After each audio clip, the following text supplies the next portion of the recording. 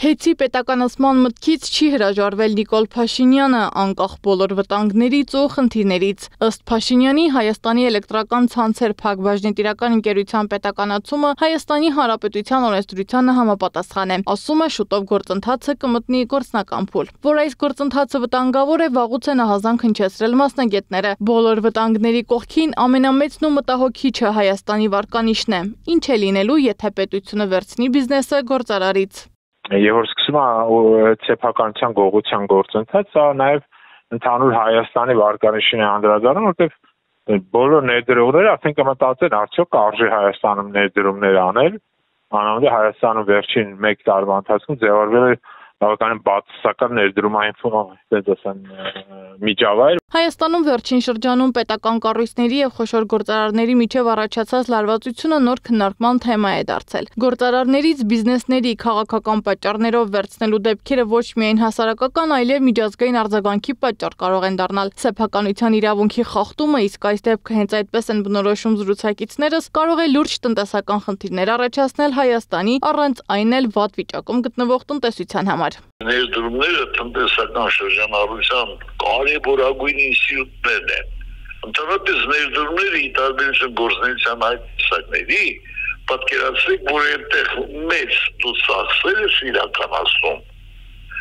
ակնկալելով շահույթ դրանից, հետագայում տարիներ հետո, բոլոր պարագաներում ներդրումները թե ներքին ներդրողների կտրվածքով, թե արտաքին ներդրողների կտրվածքով,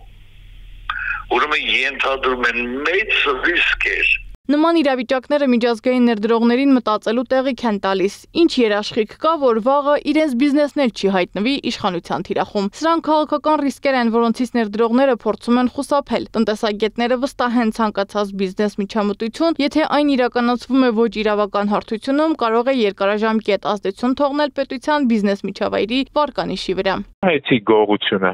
կբերի նա, որ այս ներդրումների համման կամ Հայաստանից ներդրումների հեռացման գործընթացը մի քանի անգամ կարողանա մեկ, եկոտ հավեն նոր ներդրողներ չեն լինի, որտեղ նոր սեմքերում ցանկացած պահին կարող են դեր ներդրումները գողանալ։ Հայաստանի տնտեսությունը տարիներ շարունակ փորձում է գրավել օտարերկրյա ներդրումներ բիզնես մթնոլորտը բարելավելու համար, բայց եթե ներդրողը տեսնում է, որ երկրում հնարավոր է առանց դատարանի որոշման սեփականության խախտում, նա գնում է այլ շուկա, օրինակ Վրաստան կամ Ղազախստան, ասում են մասնագետները։ Հիմա եթե ձերքի վերցվում են, ուրեմն խախտում է սեփականության իրավունքը, որը շատ կարևոր է, եւ այդ պարագայում ակնհայտորեն